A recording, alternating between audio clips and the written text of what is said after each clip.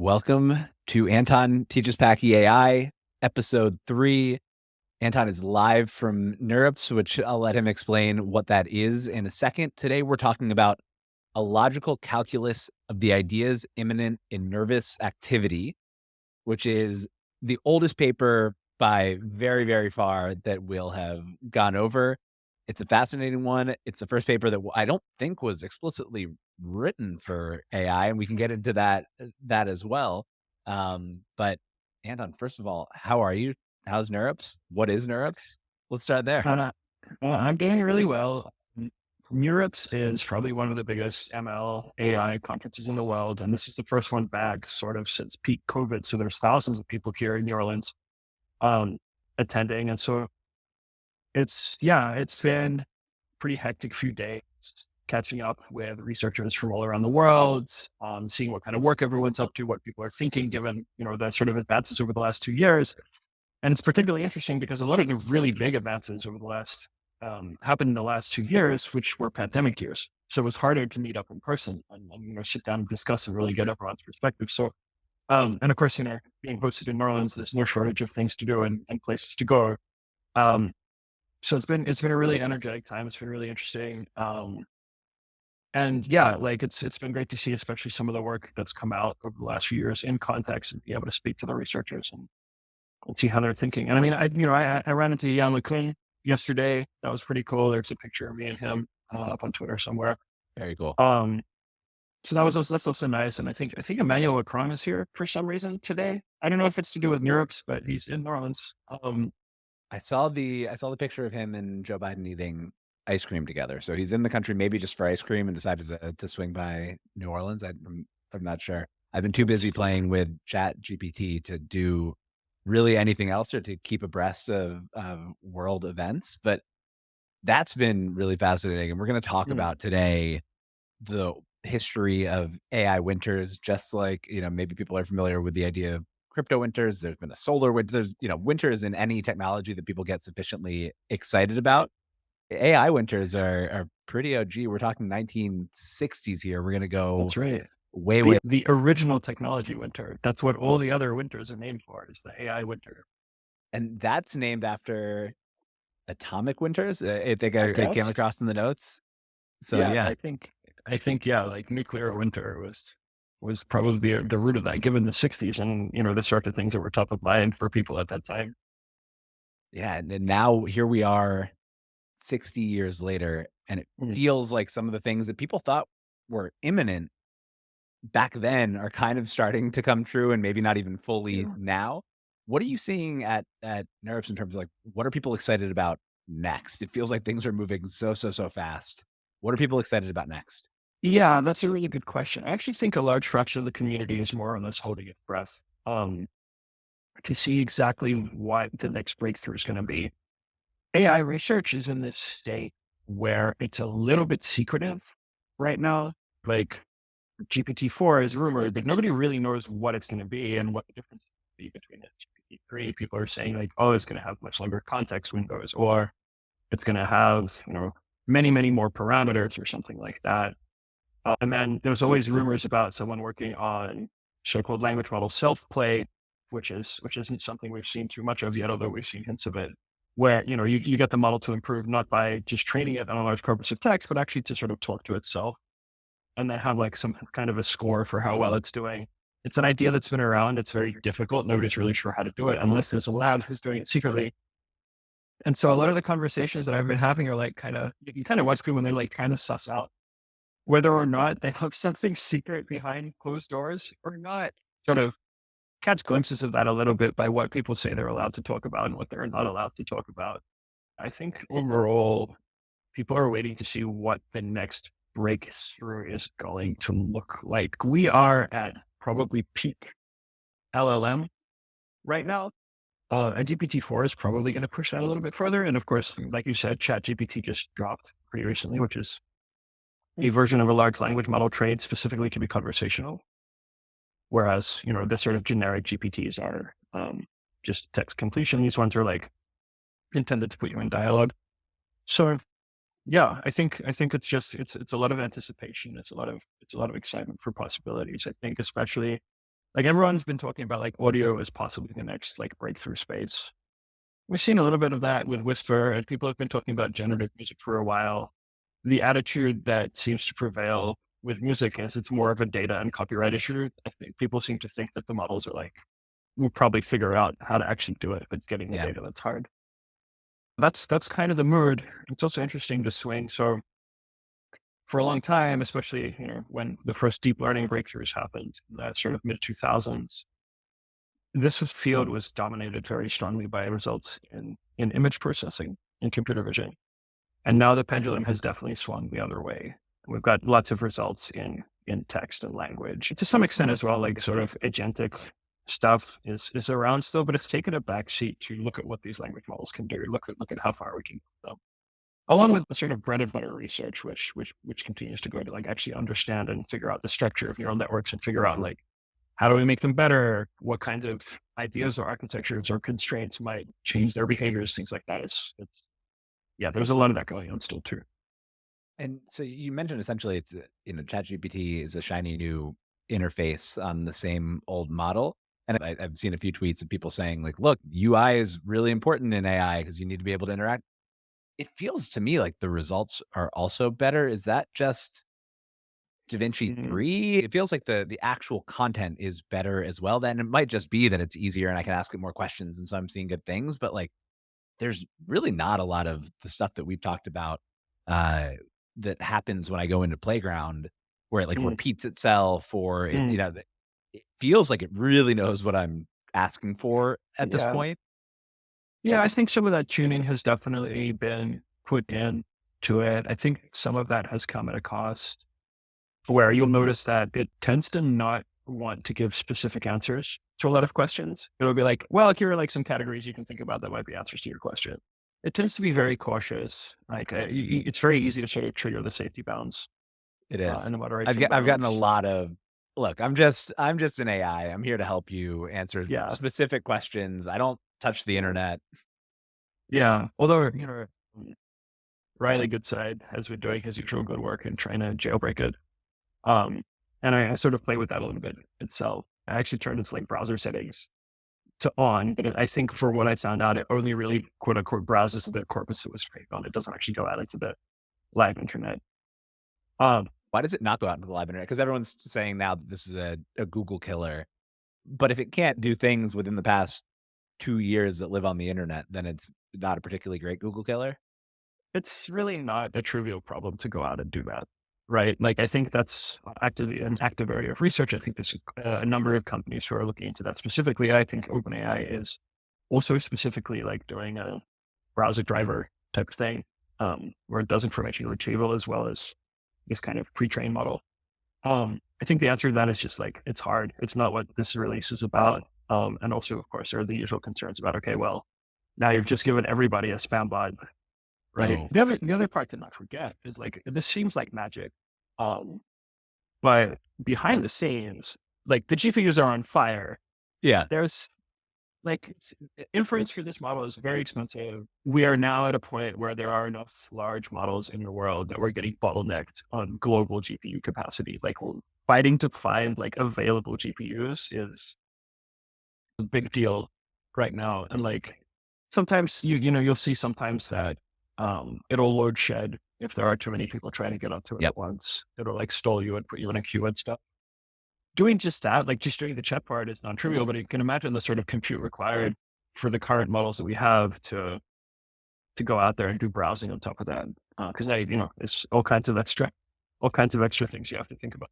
Yeah, right now so yesterday I got it to take in really, really short blog posts because I was token limited, and if I'm asking it to summarize blog posts, then whatever, for whatever reason, it was like 500-word blog posts were kind of the Yeah. max that I was able to ingest.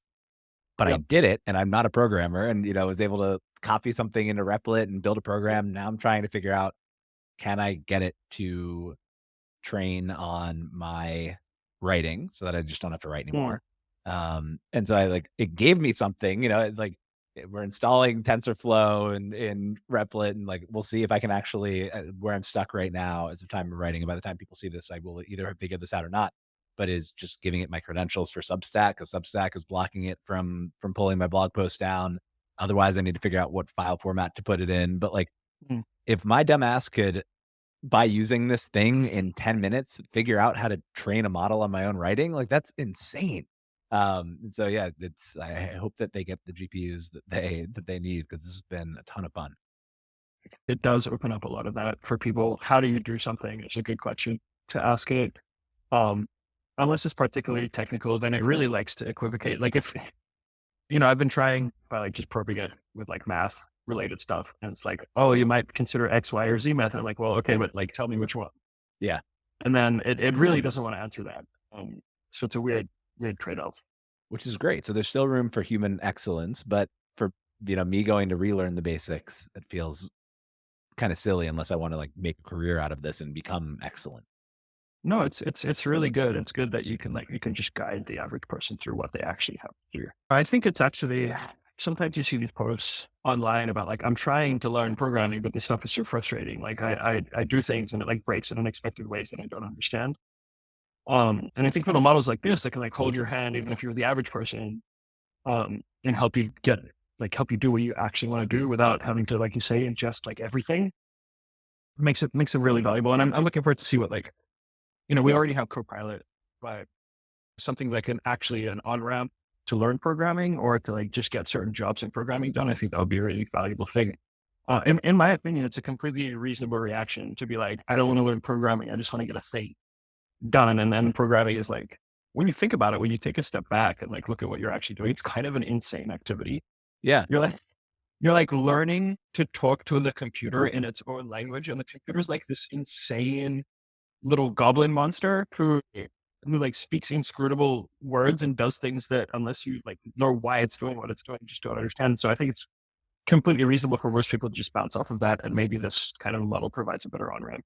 I wonder if this might be a dumb analogy, but you know, it's just like it's the history of programming is adding abstraction layers. We're not writing machine code to build programs, and this is another abstraction layer. I think that I'm learning as much seeing what messes up and seeing what it does as I've Yeah, been learning when I was doing the 100 days of code on Replit. And like one of yeah, the cool things is like just taking the full error message, dumping it in and being like, what does this mean and how do I fix it? And then it'll tell me how to fix it and then it works. yeah, And so like that's also a learning process too, as I'm going through and figuring out what's broken. yeah. Yeah, I think it's really valuable and helpful for that. Now, I think that it could actually be valuable and helpful for that in like other domains. I'd actually like to try it out with like I tried cooking this like thing, but it tasted bad. What did I do wrong? Or something like that. Yeah. Try it out. I did ask it for a healthy, spicy chicken recipe, and it gave like Mm. a really long answer with 10 different ingredients and 9 different steps. I haven't actually made the thing yet, so we'll see how it turns out. But Yeah, be careful with that because it's kind of insane sometimes. Like it says stuff that's pretty nonsensical, but it's often difficult to catch why it's nonsensical. So yeah, as you have long to be I'm looking real for careful. words like arsenic or whatever Yeah, in the list, but if it doesn't taste great, my palate's not particularly sophisticated anyway, so that's fine. sure. But from the frontier, let's go all the way back to the beginning. So we're talking about a logical calculus of ideas immanent in nervous activity. When was this paper written? What was the point of it? I got the sense, I've come to expect that we're reading AI papers here, and I got the sense that they were just trying to figure out formulas for kind of how the brain does Yeah, things. yeah, And so was this like a neurology paper? How did this paper come about? And yeah. then how did it turn into the kind of beginning of everything that we're seeing now? Yeah, that's a really, really great question. And like you said, this paper is basically from the prehistory. So, this is a paper, it's being published during the height of the Second World War. 43 was arguably the peak year for that entire conflict. What we're seeing here is, like you said, it's an attempt to mathematically model the brain or mathematically model how human cognition actually works in like a practical physical mathematical sense. It's one of the first attempts to say, well, this is what's actually going on because we're at a point in history where it's been accepted that okay, the brain is like some physical system.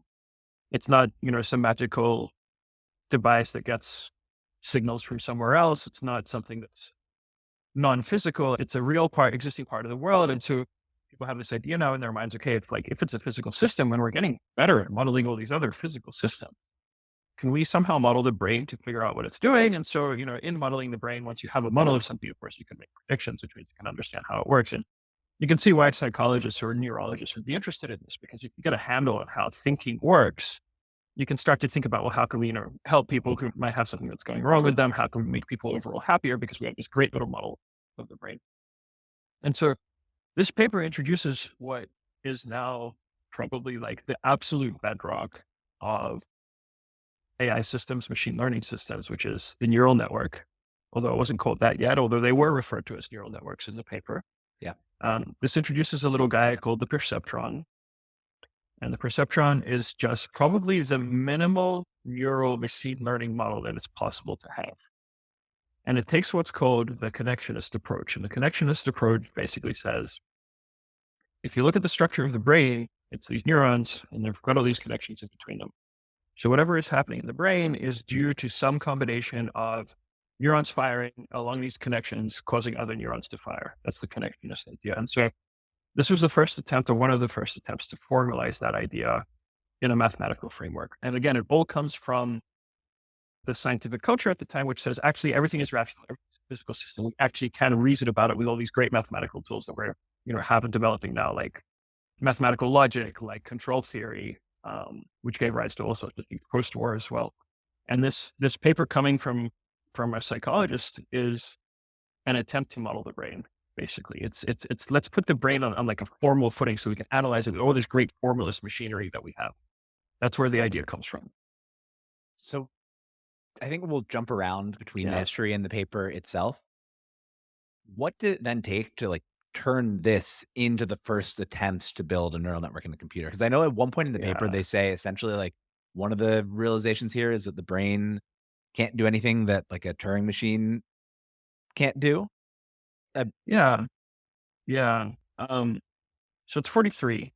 Most of the computers that exist, I think actually all the computers that exist at the time were secret. I think there was Colossus, and I think there was maybe another one, but they were secret machines. Nobody knew they existed. They're like used for code breaking yeah. in the UK, or used for computing various things for the Anton project. But none of them are like public knowledge, right? So this paper, like the author is actually very prescient, even connecting this idea to computation.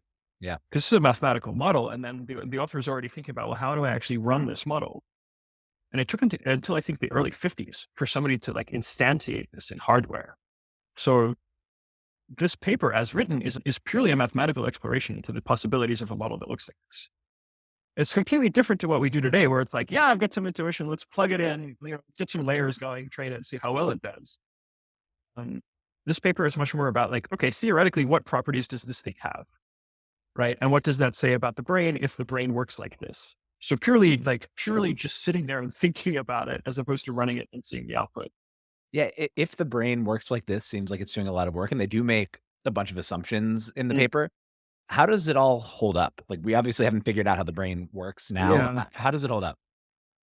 So the problem is it doesn't really capture the function of the brain. The brain is very complex. For example, the model given here is a purely feed forward model. It's pretty obvious that the brain is recurrent. Like later, waves propagate backwards and forwards and in between neurons in different directions, whereas this model it just goes in one direction, right? So it doesn't really capture the function of the brain too well, but it turns out that this is a great foundation for just machine learning in general. It's just we definitely didn't know that at the time. That wasn't the aim. The aim wasn't to create like these fantastic models that can learn about the world and then we can use for purposes. The aim was to really try to put this mathematical framework in the brain. So in that, it doesn't work very well, although it was, a start. It was the first idea that anyone had. But from a practical perspective, it's been very, very useful, except it took a very, very long time to go from this to like the modern neural models we have today. And there's a lot of false starts. There's a lot of things that went wrong between here and there. Yeah. We can get into the AI winter, but here's the quote that I was saying.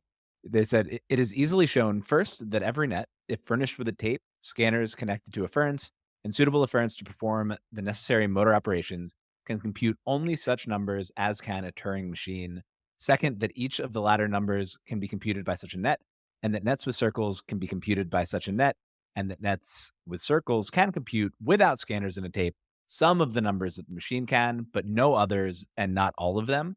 So Yep. does the idea of it not the brain not being feed forward, does that get thrown out there as well? Are there things that the brain can calculate that a Turing machine can't? Or does that still hold? So the paper's claiming essentially that if the brain works like this, there's nothing that a brain can do that a Turing machine can't. That's the claim that they're making. And of course, it's actually kind of interesting taking a step back to sort of sociology of science as well. Like that was the hot thing to be talking about at the time, right? Like, Turing machine, mathematical logic, computability theory was very, very, very interesting at the time. And, it still is a very interesting field, but it's definitely not the driving force. Whereas in 1943, these were very important open questions, right?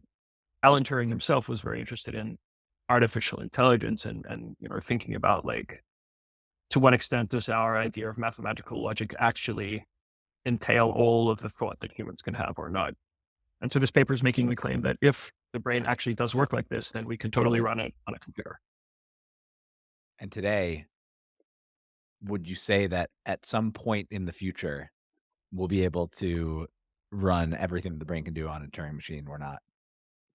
Yeah, we've spoken about this briefly in previous episodes. I've touched on it. My opinion, which has changed in the last 2 years, is probably sometime within the next 10 years, we'll be able to emulate everything we think of as like cognition or the intellect, sometime within the next 10 years, maybe. I think the part that's we're going to struggle with for a very long time is the parts of the brain that are responsible for sensory motor function. We talked about Moravec's paradox a while back, I think, which just means that like catching a ball in an arbitrary situation is going to be way harder for us than like playing chess or composing poetry or anything like that. Anything we think of as intellectual, I think we'll be able to read. Anything that requires interaction with the physical world, I think will take considerably longer for us to solve. Got it. That makes sense. In terms of the paper itself, are there things that we haven't discussed that you think are important, or should we get on to like kind of what came out of the paper? I know they Mm. list like 9 theorems. Is there anything interesting in the math, or have we captured kind of all of that yet? So the math is honestly fairly straightforward. It's nothing that like today's undergrad couldn't sit down with and like really understand very thoroughly. It was unique at the time in the way it composed a lot of these ideas, and that comes from the aims that it was pursuing. And I think the most unique thing about it in today's context is, like we talked about before, it was about doing proofs. It was about proving mathematically the properties of the system. Whereas in modern machine learning research, it's very rare that anybody tries to prove anything. It's more like, here it is, it works. Yeah. Why does it work? Well, we'll figure that out later. We know that it works today. Here are perhaps like some intuitions about how maybe it works. And then 2 months later, some paper comes out, which is like, no, your intuitions were wrong.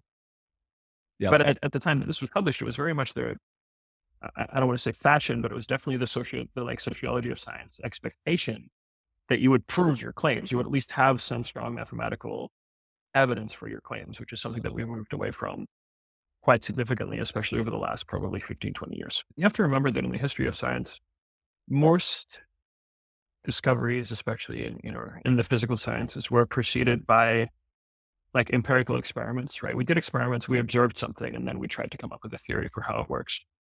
That only flipped relatively recently, in the early 20th century, and I think the sort of the greatest examples of these are like general and special relativity make these claims that it took us much longer to actually carry out experiments to test the full implications of it, right? But the theory was right. It's probably one of the best tested theories next to quantum mechanics. Like every single measurement conforms with the theory. Yeah.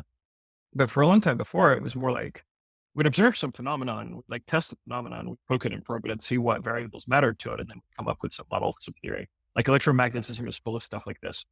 Even just unifying electricity and magnetism took a lot of empirical work. So I wouldn't say that it's better or worse. It's just a different regime. I think what's unusual about it is, in principle, these things that we've built, these neural machine learning models, these deep learning models, are things that we built ourselves. And now we're forced to study empirically. And that's kind of unusual. And the other thing is that they're pure abstractions. They're abstractions that we invented in the first place, and they run on computers. They only exist as like ideas. They don't exist in the physical world in the same way. But we're sort of in this empirical regime again, where it's like, well, we're looking at them, we're looking at what we're doing, and we'll try to back something out, like the scaling laws, right, which we talked about last time. Yep. Which we don't necessarily have a theorem that says, yeah, this is what scaling law you get given this neural network data. It's more like, well, we observed this, we're pretty sure it's true. We might want to figure out why. And that's where we're at now. And I really want to reiterate that even in this thing where we're like studying things that we created ourselves, this keeps happening. Like the invention of powered controlled flight, the invention of steam machinery, we did exactly the same thing. We had to like observe it and then come up with rules and principles and then back out the physical reasons why things are the way they are.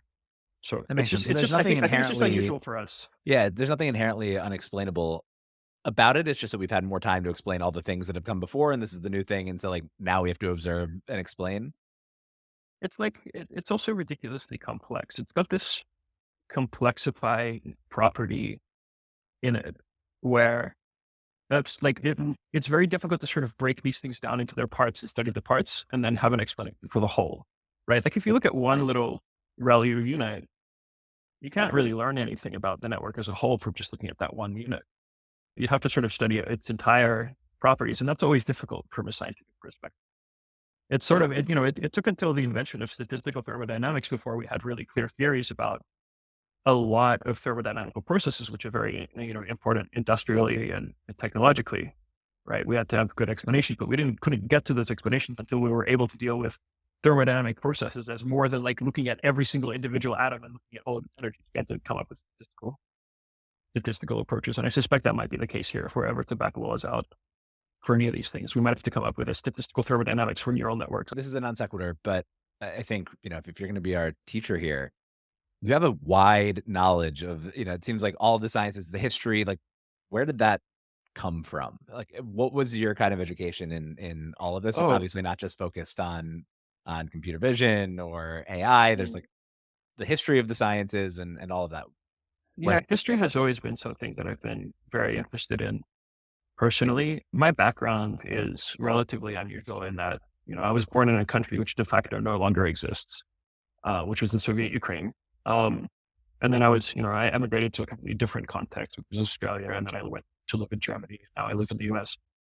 And I think just all throughout my lifetime, I've always been interested in gaining context that I don't necessarily have transmitted to me automatically culturally, like people who've lived in the places they've come from their entire lives. And so that's always made me very interested in it. I've, ever since I was really a little kid, I've just voraciously read history, all kinds of history. And then more recently, probably sometime in the last 10 years or so, roughly around when I was in grad school, I was like, okay, well, there are some things about how science is being done that I'm not like, I don't agree with. I think that we're doing a lot of things wrong here. We're wasting a lot. And I set out to sort of understand why things are the way they are, how they got the way that they are.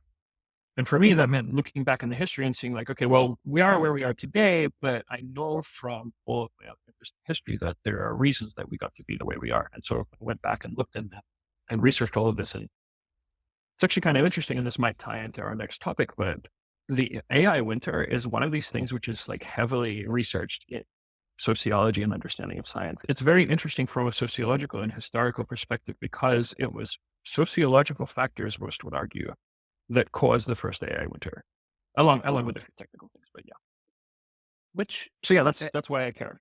yeah, and we'll get into winters in a second because I have a follow up question here. But it seems like it's often sociological fact, like humans just act predictably irrational, to use like the Dan Ariely term, and they get overexcited and all that. I do want to ask one other thing because I think it ties back into Of the course. beginning of the conversation when we're talking about me just shortcutting everything and asking Chat GPT, and you going the opposite way, not just understanding the code, but understanding the history and how the science got here and all of that.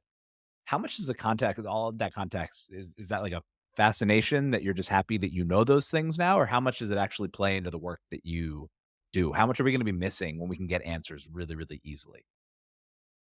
Yeah, that's a good question. There's a few papers over the last few years that have tried to address exactly topics like this one, right? And arguably, the scaling laws paper was an attempt to address one of these things where it's like, we're all looking at putting more parameters in, but is that really what we should be doing? So you can even contextualize the Symbolic paper like that. There's this famous blog post called The Bitter Lesson, which is about like, yeah, we keep spending time on like these methods where we like try to bake in more knowledge about the world into the networks, but that all turns out to be worthless whenever we make the networks larger. It's just better to make them larger. So that's the bitter lesson. And then there's another paper called like the hardware lottery, which says, yeah, we're doing the kind of research we're doing because that's the kind of hardware we have access to, but it might not be the right thing long term, right? And how can we possibly know one way or another? And it like argues for or against that. I think the short answer is like, you have to pursue what you're interested in because that's the only thing that will give you enough energy to keep doing it. Yeah. Research work is really, really hard. And me doing a startup it's also objectively pretty hard. So ultimately, I think people pursue whatever they're interested in. And I think people get interested in hype ultimately. And I don't think that that's the worst thing in the world. I think it's just a fact of nature. You kind of want to be around people who are excited about something. And if everyone's excited about the same thing, that's what gets worked on. It does mean that we miss things. And I have this overall idea about scientific production in general. And again, this is a huge aside, but I think that we could be funding much more radical research just across the sciences for very cheap. And the way that I always pitch this is if you compare like a PhD student stipend to a junior software engineer salary in Silicon Valley, it's like, it's nothing. It's minuscule. You could fund 10 PhDs to work on whatever you want for the price of a single junior software engineer. Why aren't we just doing this way more? And I've been trying to encourage people to do it. I had a conversation with a gentleman called Donald Braben, who did this back in the 80s. He basically ran this independent research organization as part of BP, where they essentially funded people basically on vibes. Frankly, they were like reasonably like scientists who had done some good scientific work, but they had some radical idea that was not in the mainstream. And so they funded them based on the personal relationships, which is essentially vibes. And there was like 3 Nobel Prizes that they got out of that program. It was like some ridiculous return on investment, except it's like not quantifiable as ROI. And eventually BP had a change of leadership and they shut down the program. But I think we should be doing just way more of that to avoid falling into these pitfalls where like the entire scientific edifice falls in one direction at a time. And we are seeing that a bit right now with AI and machine learning. The sort of the trigger for me is always when I see other slightly unrelated fields trying to shove their work into whatever the hypey thing is. So right now that's like machine learning, right? Yep. This is ostensibly a paper in mechanical engineering, but what we actually did was try to apply a machine learning algorithm to some mechanical engineering thing, right? A little while ago, it was like everything was nanoscience for a while there. And then, this happens also in startups, that, but like it happens in science too. That's fascinating. So let's go back to this first AI winter, right? So this paper is written in 1943. Computers are top secret, owned by the government, used to fight the war. Finally, in the 50s, people get their hands on them. And then I'm going to give you a quote from 1957, a speech delivered by Herbert Simon. The speech was written by Herbert Simon and Alan Newell, talking about progress in the field that would later be called artificial intelligence. Simon said, "On the basis of these developments and the speed with which research in this field is progressing, I'm willing to make the following predictions to be realized within the next 10 years." So by 1967, 1, that within 10 years, a digital computer will be the world's chess champion unless the rules barred from competition. 2, that within 10 years, a digital computer will discover and prove an important new mathematical theorem. 3, that within 10 years, a digital computer will write music that will be accepted by critics as possessing considerable aesthetic value. And 4, that within 10 years, most theories in psychology will take the form of computer programs or of qualitative statements. It is not my aim to surprise or shock you if indeed that were possible in an age of nuclear fission and prospective interplanetary travel. But the simplest way I can summarize the situation is to say that there are now in the world machines that think, that learn, and that create. Moreover, their ability to do these things is going to increase rapidly until in a visible future, the range of problems they can handle will be coextensive with the range to which the human mind has been applied. And we're talking maybe that's like 20 years. So by 1977, they'll be coextensive. That I think is like the greatest quote ever to capture what happens in the hype cycle and the peak of inflated expectations. What was going on in 1957 that he could have thought that was at all possible, that would happen within 10 years? I think, first of all, we have to recognize that even in that statement, there are things going on outside of ML AI that made people very exuberant, right? Talked about nuclear powered, which like was coming online. It was definitely working. Talked about the imminence of space travel. Okay, we hadn't walked on the moon yet in 57. We were getting there, right? It really seemed like this was an inevitable wave that would just keep going. The moon was next, but we were never before had humans gone somewhere and then just never gone back. We've always just gone and stayed there. Yeah. And so it looked like we would have inevitable interplanetary travel over the next couple of decades, right? So these huge things, they're these fundamental changes in what humans are capable of with respect to the world were just everywhere at the time. And it's reflected in everything. And if you look at the advertising material from the 50s, which I think is a good capture of the zeitgeist, 'cause, like you're trying to get people to buy products by tapping into what they care about. It's all like space age. It's all Yeah. like the future, right? It's like, oh, no, it's like this product, it's from the future, but you can have it today was like the theme of a lot of advertising. Right? So people were incredibly optimistic at the possibilities that technology would offer them. And so I think we have to contextualize the hype for AI as part of the broader hype cycle for technology as a whole. Nuclear power happened. Unfortunately, it wasn't that exciting. We didn't get to interplanetary travel for a variety of reasons. And AI didn't pan out the way that he says it does in the speech. But I think in context, one of the reasons why it was so bullish was because of that. Just everything going on around it.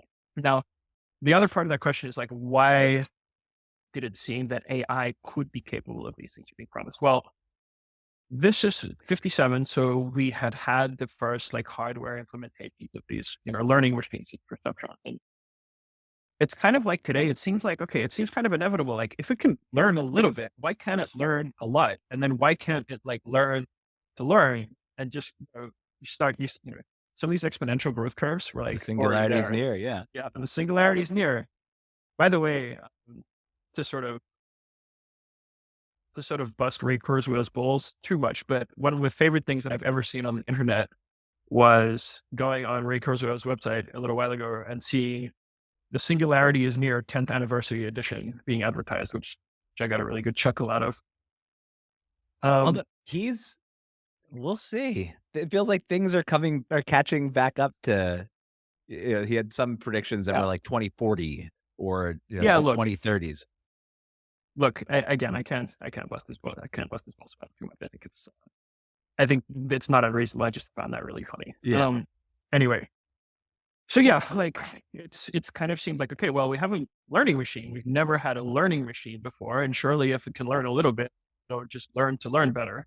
Or we'll like figure out how to get it to learn better. And then it'll just inevitably learn until it's on par with us and like overmatches us. That was the mood at the time. We're seeing a bunch of things at the time. We were seeing like this was the first time that machines were doing things that were exclusively previously the provenance of people alone without um, sort of machine augmentation. Because in the past, what machines have mostly been for is like augmenting human physical strength. First Yep. of all, like digging a hole, like moving heavy stuff around.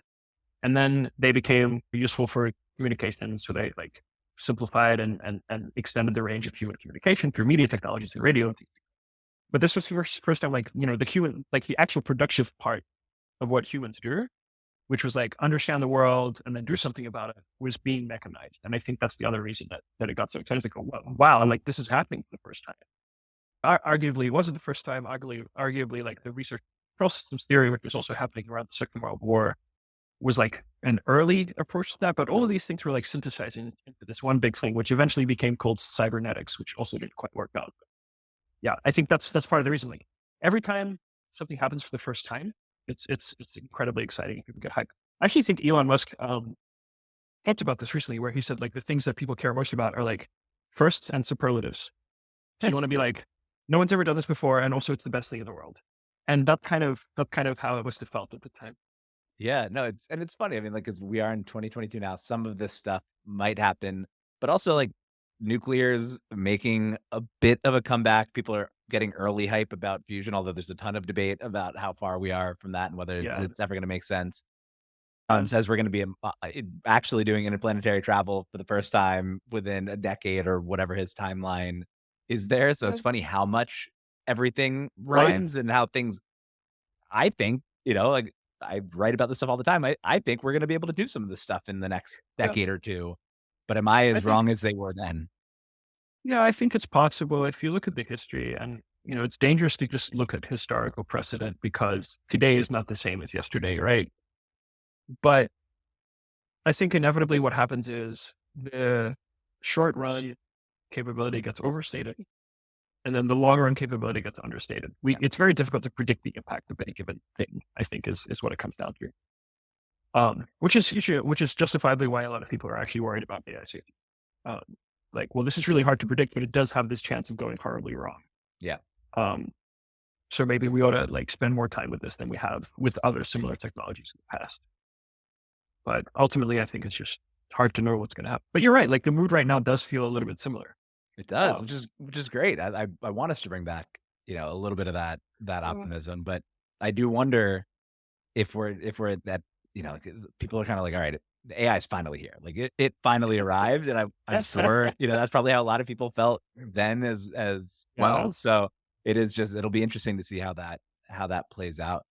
Well, how did it in the '50s, how did the hype manifest? So now it Mm, manifests through VC and through a lot of people talking about stuff on mm, Twitter. mm. How did it manifest back then? Yeah, that's a really good question. I think one of the big differences between now and then was the promise of AI was only one of like several things that like people collectively were promised. And I'm not sure how much attention the average person really paid to AI as opposed to all these other technologies, right? A rocket is like a big, exciting, fiery thing that you can see. And then like, AI is like this kind of thing that nerdy computer guys talk about. Like, which one do you think is cooler? Yeah. As I drive my Thunderbird down to the mall house, right? So I think mainly it was the research community which was like most excited about these things. And it like there seemed to be so much useful, good work out there to just go out and do. And so people were like trying stuff. They were thinking about it. They're like, how are we going to get this to work?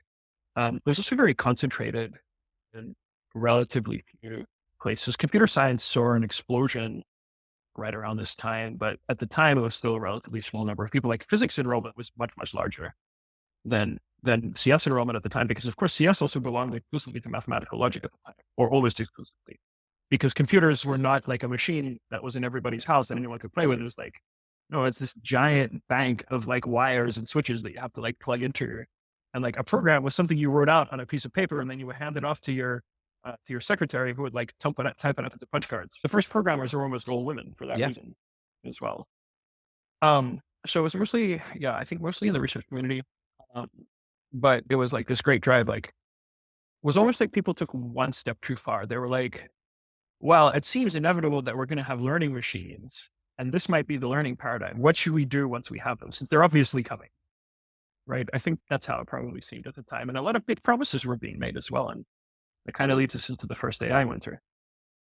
One of the other ways it manifested was that the DoD started spending. So instead of VCs rushing into whatever founder has an AI startup where they want to do X, Y, or Z, it was the DoD saying, like, "Can you please translate all this Russian," or I guess it was Russian at the time. "Can you translate this Russian into Yeah. English?" And they're like, "Yeah, Yeah. of course, of course." And then they couldn't really. Let's talk about AI winter a little bit. What actually happened? So there were a lot of promises being made. And of course, at the time, like you mentioned, a lot of the applications for these systems seem to be in defense.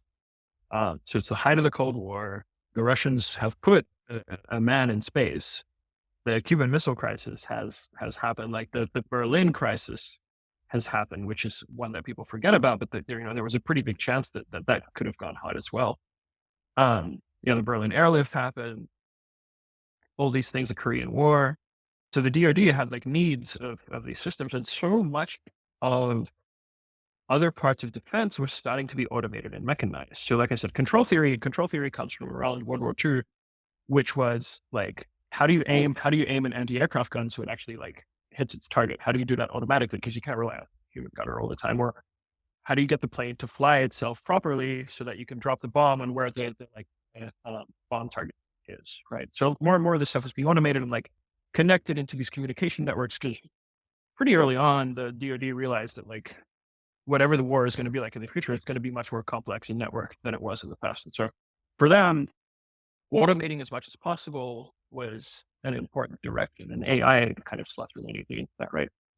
And yeah, translation was this task they really, really wanted done. Like signals intelligence is something that computers had already been used for. Like, Colossus was for cracking Enigma, which is the German code book, the German code machine in the Second World War. So this idea of like automatic signals intelligence was already there. It was like kind of imminent. Again, they wanted automatic translation because you have to wait for translation. That information may not be relevant anymore. There's only so many people who spoke Russian, right? And so that was like an application that they really, really wanted. They also wanted like automatic document processing too. They wanted what we now call optical character recognition. They really wanted to be able to like scan a document by a computer and then have it spit out English really quickly because time matters in these loops. Yeah. And it didn't work. It didn't work, and other things didn't work. And we ran into the first AI winter where like all the funding started cold and people like stopped researching it. Not completely. Fortunately, it didn't completely die out. Otherwise, we probably wouldn't be where we are today. But certainly from like its peak hype cycle where these predictions were being made about being able to generate music by 1967, certainly that didn't pan out. And we hit the first AI winter. So what happens in the AI winter? I know there's books being written that were like the perceptron is BS. This is a really important book. Actually wasn't the perceptron is BS. That wasn't the aim of the book necessarily. But it was very influential for that. The actual thing that the perception book from Minsky and the other authors, what it actually said is a single layer perceptron by itself is limited in what it can do. And the reason that they were pointing this out was because multi-layer perceptrons were computationally extremely expensive at the time. So they wanted to show that like fundamentally a one layer version of this isn't going to do great. It was more like, the thing that they brought up is like this XOR problem. It showed that a single layer perceptron of a certain topology, which by the way was not a fully connected one either. It was like it was so-called locally connected one.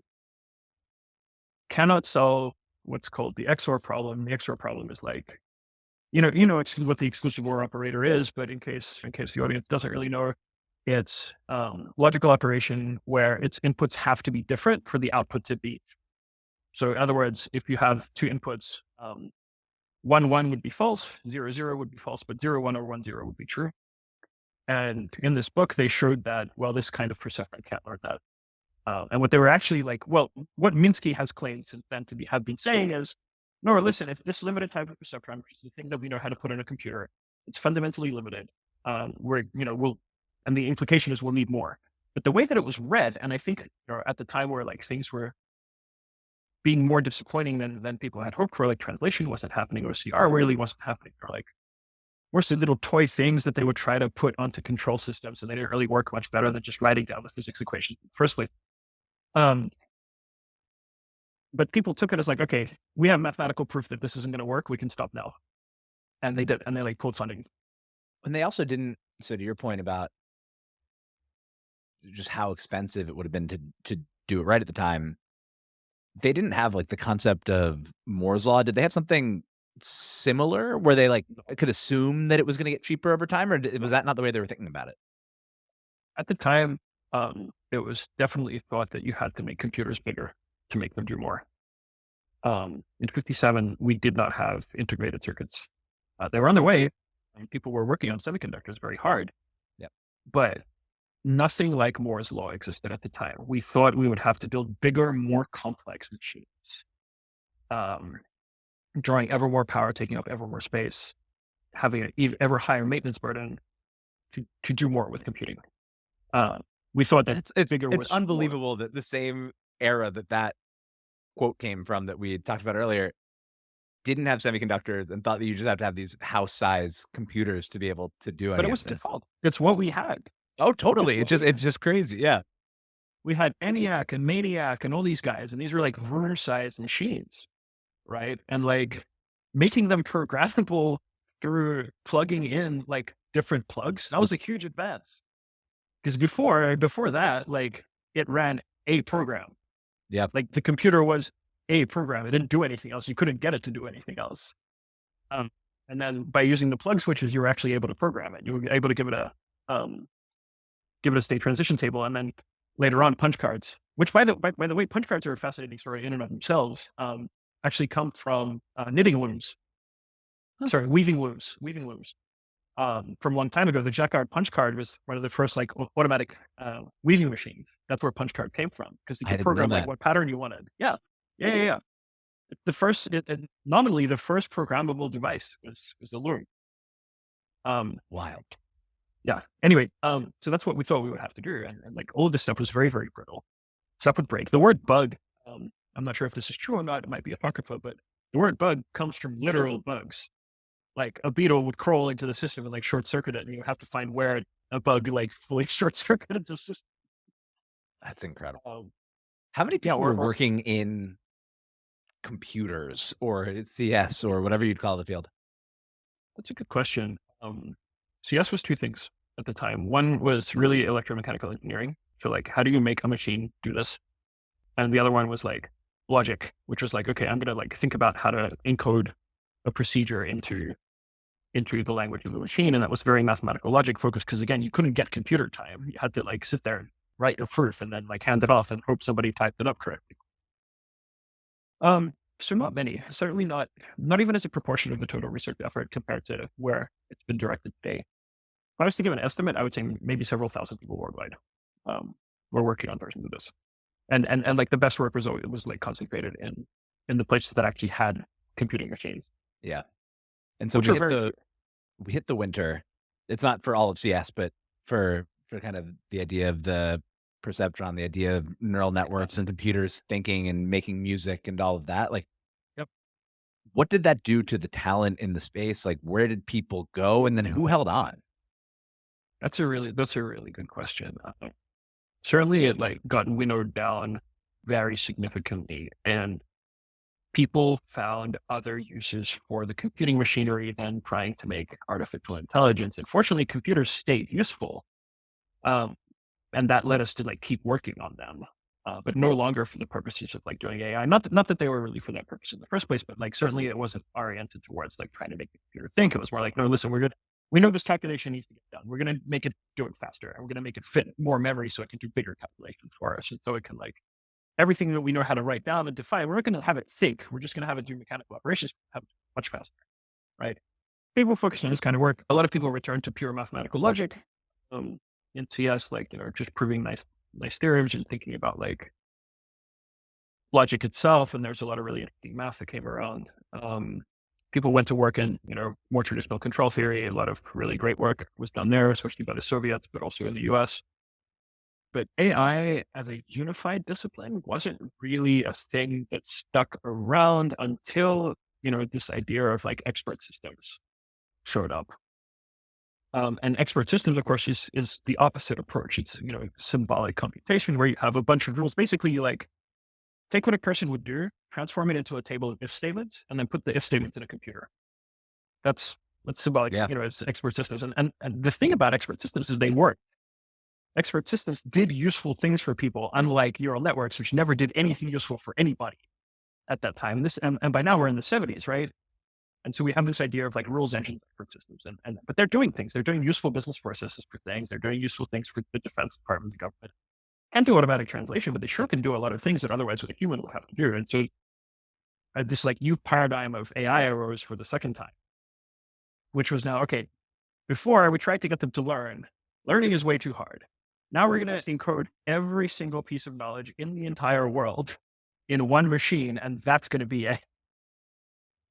Doesn't feel as scalable or nimble. I believe, were there the debates back then between the two kind of systems, where now it's like what we've talked about before is like, is it, if it can functionally kind of do everything that a human can do, then it's artificial general intelligence. Whereas like this kind of feels like writing a really big script that does what a human might do. Yeah, but it worked. That's the thing. The thing is that it worked, and it's really easy to keep going when when you can point to something that's like, no, like it's working right now. It doesn't really matter what your philosophical perspective is. Here's the thing that works, and your thing doesn't work. Yeah, and what was the line that like something is AI until it starts working, and then it's no longer AI? I actually don't agree with that. I still need to write something about that. But generally speaking, yeah, that's what people would say. Yeah, I think, and so the rise of expert systems has kind of brought AI back, the idea of AI back. That, okay, we can have machines that will emulate a human cognitive process, but it wasn't on a connectionist basis. It wasn't on the idea that like we're gonna like plug neurons into each other and they're gonna have like different weights and signals and whatever. There was a bunch of work still going on in the connectionist paradigm, but more as like a toy than anything else. It was like a research effort, like Hopfield nets, because again, it was like this idea was like, okay, we have all this great mathematical machinery, which is intended like physics and math, but we can make statements about machines that behave like this. And so people like kept working on it as object of interest, but not in the mainstream, not as like a thing that you want to productize, not as a thing that like gets you to AI. It was more like, oh yeah, here's like a Hopfield net. It has all these neat properties that we can use these things from physics to understand. And the compute still wasn't there. Yeah. That's the other thing to remember. The compute still wasn't there. It took a very long time to get us to where we are today. On the And on the expert systems, what were like the types of things that they were doing? yeah, business process automation is the big one. If some kind of input comes in, it's like, oh, it's like this form. Somebody types in the form, does data entry, and then the machine decides what should be done and like spits out an answer. And that was based on rules that like by like just looking at what humans would do in any given situation and then encoding all the rules, and then it would automatically like follow all the rules. That's what they were good for. Like things like insurance, banking, plenty of stuff in like defense follows that thing. Like you need to follow a checklist and make sure everything is where it's supposed to be, and relies on data entry. It's very difficult to do OCR with an expert system, although people definitely tried. So you have like a human like typing the input to the machine like does the thinking part, and then it spits it out, and then the human carries out the task. So anything that can look like that in principle. Was Deep Blue was an expert system or no? Deep Blue is a really interesting case. Deep Blue is nominally an expert system. It is an expert system combined with a very efficient for the time search among the space of possibilities that the expert system like could evaluate basically. So yeah, it is, but it's a special one. It's a specially optimized one. So going down the expert system path would have given up the four things that they predicted in 1957, except for kind of chess, if you count Deep Blue as an expert system. I mean, I think it's reasonable to say that, yeah, like chess was the first, at least human grandmaster level playing computers were expert system based computers. They encoded as many different rules as people could think of like good chess games, or like how to play chess well, and then make it look ahead in a very efficient way, and then evaluate what it could see in a very efficient way. It's been known for a long time that the way, especially very high level chess is played by humans, it's not that they think like 100 moves ahead. It's that they only see the best moves. If you speak to like grandmaster level chess players, that's what they'll tell you. They're like, yeah, it's not that I'm predicting 100 moves ahead. It's like, I don't even think about the bad moves. But Deep Blue, it evaluated every single possible move for like many, many moves ahead. So it wasn't really playing like a human. And arguably most of our like modern game playing AIs play much more like a human does, where they have in some sense an intuition. That it's not that they need to look so far ahead and figure it out. It's more like, oh yeah, I've seen like a board state like this before. Here's what I think. Or like they'll do like crazy stuff that I would imagine Deep Blue, like they'll sacrifice pawns that a human wouldn't, or like a rook that a human wouldn't, and Deep Blue was just saying like, this is my best move based on every possible move from here on out in the game. Yeah.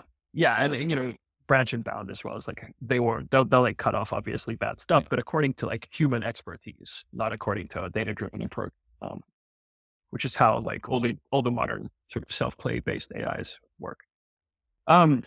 Yeah, so like expert systems, but expert systems kept the idea, at least, of AI alive. Huge investment in them as well. The Japanese government in particular, because at the time, like especially Japan was an economic industrial powerhouse, right? And already a big part of, let's say, Japan's brand, for want of a better word, was like, this is a country that's in the future. Yeah. Right. Like they have insane, crazy stuff that you just can't get anywhere in the West. They're like decades ahead. And so they're like, okay, well, why shouldn't we build a supercomputer that like knows everything in the world? And they invested huge amounts of money in this, and it turns out that you just can't do it. You can't do it because the world is like fractally complex. You can't do it you can't like encode everything about the world in an expert system perspective. I think the other thing that was sort of happening at the time and still gets talked about today, and I think it's actually kind of more important we give it credit for right now in research, is symbolic computation. So what symbolic computation is like you have a set of symbols, you have rules for manipulating the symbols, but the symbols are interpretable as things that humans care about. So the class, like mathematical logic is exactly like that. Mm. Mathematical logic is just symbols and a bunch of rules for manipulating the symbols, but it so happens that the rules and the symbols map onto concepts that we as humans care about. They have what's called an interpretation. And so symbolic computation is like variants of that, where you like have symbols, you have rules for manipulating the symbols, and you start with somewhere, you end up somewhere else. Symbolic computation, symbolic AI was like the thing that kind of was arising. It was like, okay, well, what we have to do is not necessarily make a giant table of rules for everything that could possibly happen in the world. We just have to find the right set of symbols and the right rules for manipulating the symbols, and that'll be AI. That was also like a fairly strong research directive. It was about, which is actually probably the most classical approach to AI as well. Like a Turing machine, that's what it does. Yeah. And Alan Turing's idea was like, okay, it's like symbolic computation. It's not an expert system. It's not this connectionist thing. It's symbol manipulation ultimately. That's what people think during their heads. And there's a lot of work in philosophy that is similar. Like, what is language? Well, is it symbol manipulation? Yep. So that line stayed alive, but the connectionist approach was not popular. It wasn't the thing that people were really working on for a very long time, except in these like toy examples. So where did the connectionist approach rise and expert systems and symbolic crash? Yeah, I mean, expert systems again, like kind of overpromised a bit. They didn't overpromise quite as much, but like this idea that, oh yeah, we'll just encode the entire world in a set of rules, and then we'll have a very efficient computer that can evaluate those rules very quickly. Not workable, not really feasible. Not least because like humans cannot perfectly encode rules about the world. We have never been able to do it. And That's why we have so at this point, just for kind of the same kind of context that we had before, the way that the hype's manifested is not just probably the DoD and international defense, but it's like large corporations are also investing in this stuff now. Maybe not DC as much, but like large corporations and governments. Look, we have semiconductors now, right? We have mainframe processors that corporations can just afford. Yeah. We even have mini computers now, which is like a computer that you have in your office instead of a terminal that's living somewhere on site. Like a mini computer that you might have on your floor. It's still the size of like a refrigerator, but there, right? And you can afford it. And so people like are trying to get useful things out of these things. And so the idea was like, okay, well, look, we're solving all of these things. And again, they're like human things that traditionally a human has done. Now a machine is doing it. Surely it's inevitable that soon everything humans can do will be done by machines, right? That's the feeling that people got again. I think in the 70s, you have to remember there was the chip revolution, like more and more stuff became digital. And I think that's sort of that parallel technological optimism about, oh, everything's going to have a chip in it. It's going to be chips. It's all going to be smart. It's all going to be miniaturized and smart. Miniaturization was the other big like way. Yeah. Like everything seemed to be getting miniaturized. Everything seemed to be getting better and smarter. And so they were like, okay, well, like something like Moore's law might exist now, right? And I think Moore's law was actually coined right around then, which is like, yeah, like obviously the computers are inevitably going to get smarter, like faster and smaller. And if we like keep putting rules into them and they're getting faster and smaller, eventually they're going to have every rule in the world and we'll have AI. It sounds great. Didn't happen. Didn't work out. Yeah. And again, it was probably like beating our heads against specific tasks. Like machine translation, you can't do it in a rules-based way either. It doesn't work. Like every attempt at machine translation that has come from a linguistics perspective, a rule-based, linguistic-based perspective has failed. Are we talking about failed on like edge cases or like things that a local person would know? Yeah, like just like normal translation, like got it. Very often just produces gibberish. The success cases were much rarer than the failure cases. The failure cases were very ordinary. Best we sort of can do is like digital dictionaries. It's funny too. Like again, like I get the sentiment that of course, like these curves keep coming down, and we'll just get to the spot where it's so cheap and ubiquitous and mini, and that we can just make all the rules. But I probably used a computer for the first time. Call it when I was in first grade or something in the early 90s, and it was like floppy disks, command line. Like it's wild to think that 10 years, 14 years, 15 years before that, whatever the computers were then, people were like, yeah, obviously, inevitably, we'll just be able to put everything in here and it will be able to model the whole entire world well enough that we can use it to make predictions and all of that kind of stuff. it didn't come about, but computing hardware kept getting pushed forward, until, we had the personal computer. Um, and then we went beyond that as well. And suddenly what started happening is like, well, people were starting to be able to test out these connectionist ideas at, it's still a very minimal scale, right? But sufficiently, like, we could run some algorithms now. We could like test more of these ideas out, except in like these extremely minimal toy examples that didn't really show you anything. Now we could try some stuff. Um, and the other thing that happened, of course, at the time was digital imaging became much more mainstream. It became possible to create these data sets. Like one of the first data sets was these, the zip code data sets, like MNet, where like, yeah, the like handwritten zip codes, because the post office really wanted an automatic system for like sorting mail, right? So they wanted an optical character recognition system Yeah. to recognize zip codes, route them. So they created this data set, research, work on it.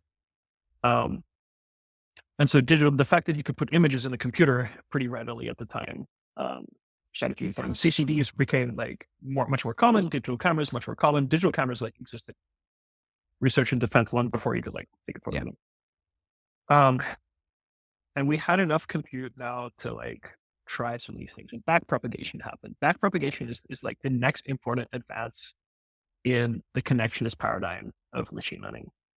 And backprop is the algorithm that we've discussed in the previous 2 episodes, where basically the model has an output.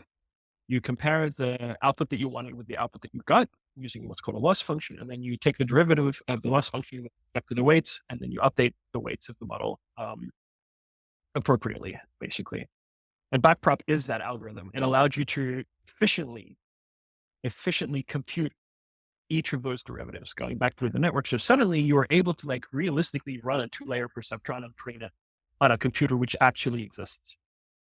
And so people are like, okay, we know, try this stuff out. Cause like I said, people have been working on this stuff as toy models for a while. And so now, now there's at least like a sliver, a tiny amount of research that you could do.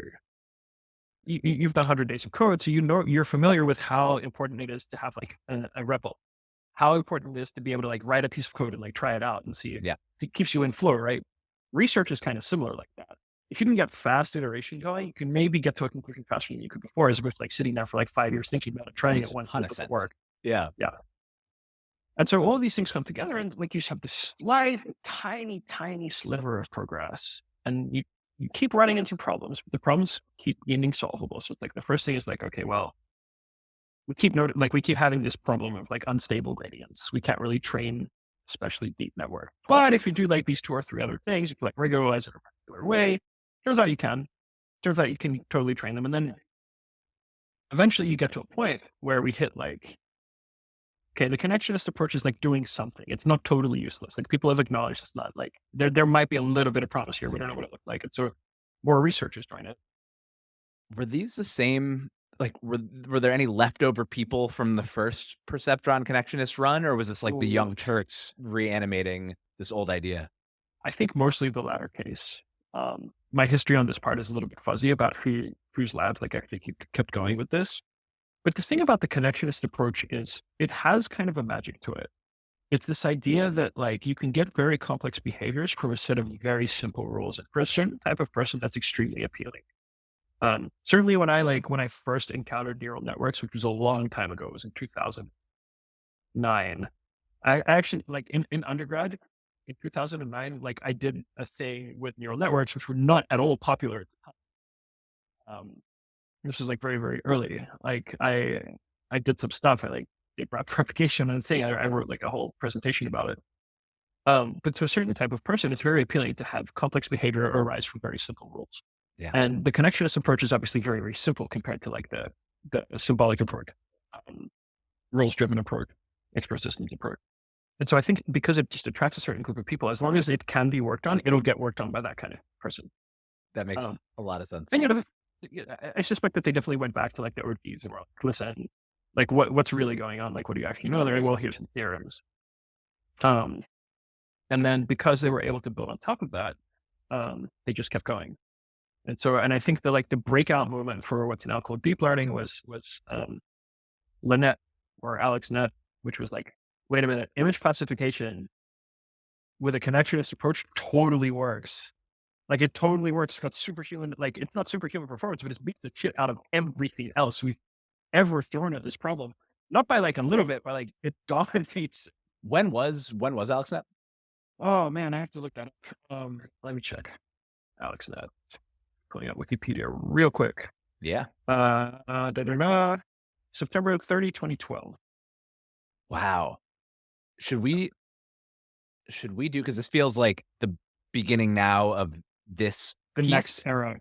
Yeah. Should we do AlexNet next time? Because this is something I've heard of. Is it interesting enough? Where do we go to start off this next era? I think AlexNet would be good to start the next era. I think our next episode could be another cutting edge thing. I think I would actually like to cover WhisperNet and why it's cool. Ooh. Okay. Because WhisperNet is interesting in the field of audio. But I think covering like the AlexNet era and everything that came just before and then what came just after is useful, because that's really, so we've talked about the prehistory now, right? We've talked about the perceptron and like the really early state. What we should talk about now is like the proximal history, I think. And I think AlexNet and like Jeff Hinton, Jan LeCun, who I ran into the other day at NeurIPS, by the way. It was really cool. I think that would be worth talking about in a future episode. And then like, I think AlexNet is really the thing that kicks off where we are today. Everything that exists is now from that time and probably owes some depth to it. And I think also we should talk about Jürgen Schmidhuber, which we can also talk about in that era. He has a lot of contributions, as he likes to remind everybody constantly. But yeah, like we survived these two AI winters. We survived the connectionist AI winter. We survived the expert systems AI winter. And now we're in like definitely connectionist summer. But how long is that going to last? It's unclear. And if you ask Gary Marcus, its time is coming. So we'll see. Oh, wow. That's a cliffhanger. What's the argument that the time is coming?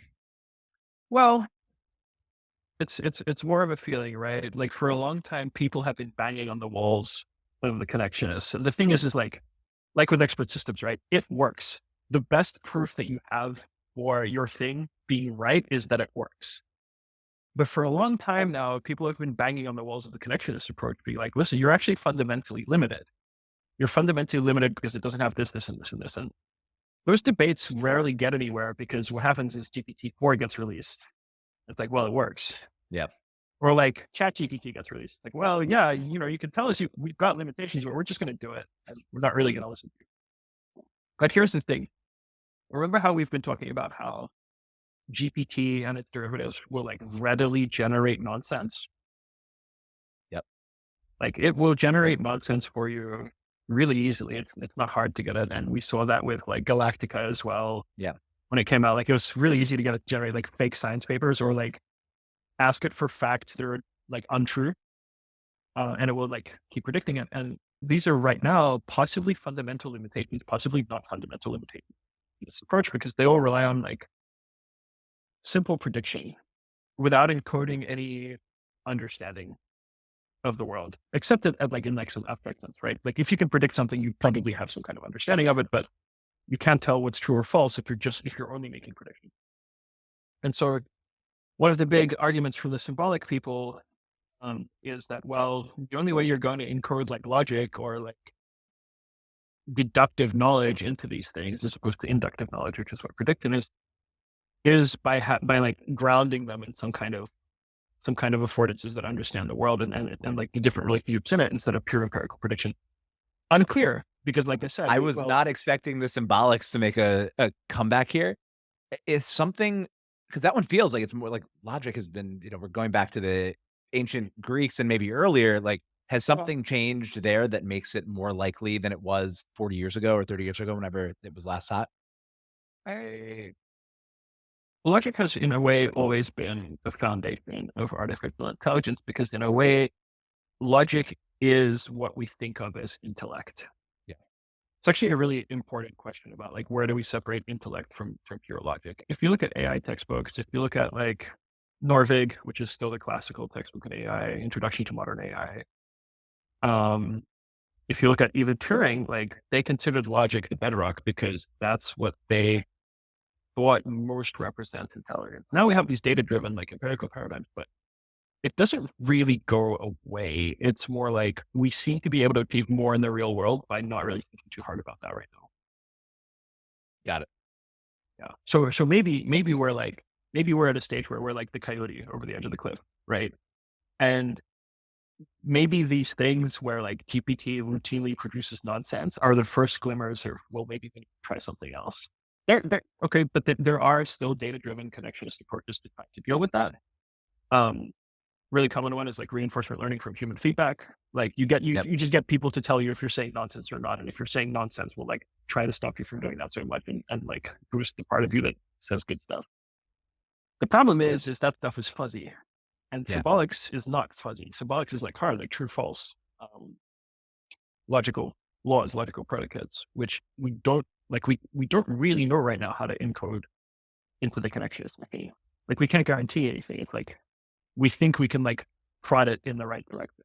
Spewing falsehoods feels way more human than logic and getting things Yeah. right. I mean, we want to do better than that. Obviously, we don't want something that we trust, spewing things that are false. But yeah, it's Yeah. like, how do you encode truth when you don't know what's Well, necessarily let's go true? Like, back. yeah, This is actually a really good point to make. And I want to go back all the way back to the history of calculating machines for this one, to Charles Babbage. Now, Charles Babbage is recognized as one of the first people to like build a computer or to like think about mechanizing computation. He wasn't the first, he wasn't the only one, but certainly he was the one that like is credited with a lot of work. He built a thing. Well, he started building a thing called the difference engine. And the reason that Babbage built this thing was because in his time, tables of logarithms, which are very important for engineering, um, constantly had mistakes in them because they were calculated by hand. And he was the sort of guy who really couldn't tolerate that. So he was like, I'm going to mechanize these things. I am sick of people getting it wrong. He also really hated street music, by the way. He found he them would noisy and not annoying. liked going to NeurIPS. Definitely not. Well, Gary Marcus isn't here either, so I don't know. But yeah, Babbage created arguably the first mechanization of what we think of as logic or computation or cognition in order to avoid the human mistakes that were being routinely made. And like you said, like humans are prone to saying nonsense. Yeah, So in a way, one of the original purposes for trying to build an artificial intelligence was to build a system that was not prone to the same propensity towards like falsehood or mistakes that an ordinary human is. The whole like one of the core ideas of trying to mechanize the intellect is so that we would have a machine that would help us that would make mistakes. Um, I think the idea that we want a machine that is very human and acts like a human and has like the same things built in as a human is more recent than that. got Um, it. It feels, and this is my like dumb outside perspective where I don't have to think about how you'd combine things, but it feels like the ultimate approach in 10 years or 20 years or whatever will be some combination of the two, like some way to make sure that you get the stuff that can be right, right. And then yeah, there's plenty of I stuff that mean, you need to get in there that you can't have a true false on. I think I think time will tell. I think if there's anything we've learned from like the history of AI winters is catching like trying to predict the winning paradigm too far in advance gets you into trouble. Amen. Well, I think that's a good Yeah. place to wrap up. We will do Whisper next, and then Mhm. we'll go back, I think, throughout the series, back into the history, but I like the idea of doing Whisper next. What do you have? Sounds good. Are you done, or is there a bunch of other programming this weekend? Yeah, there's a bunch more to do. I'm taking a bunch of meetings for Chroma. We're out here recruiting at NeurIPS. And so yeah, still a bunch left to do. And I am gonna go on an airboat on Saturday and hopefully see some alligators. That'll be cool. There we go. Well, if you wanna work at Chroma, and somehow have made it through my dumb questions, but are also really, really good at this, then go check out trychroma.com. I Yep. highly recommend working with Anton and Jeff. Thank you for doing this. Enjoy the rest of the weekend. Tell the alligators Thank I you, said Packy. hi, and we'll be back I will. next week with Whisper. Awesome. All right, Packy. Good to chat. Good to chat.